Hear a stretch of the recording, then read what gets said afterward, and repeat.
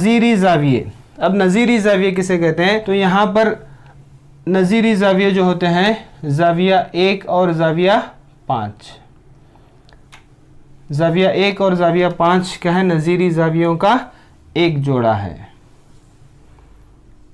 ज़ाविया 1 और ज़ाविया 5 नज़ीरी ज़ावियों का एक जोड़ा।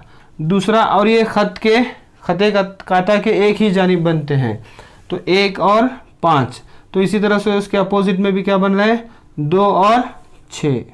जो दूसरा जोड़ा क्या है? ज़ाविया 2 और ज़ाविया 6। ज़ाविया 2 और ज़ाविया 6। इसी तरह से ज़ाविया 3 और ज़ाविया 7।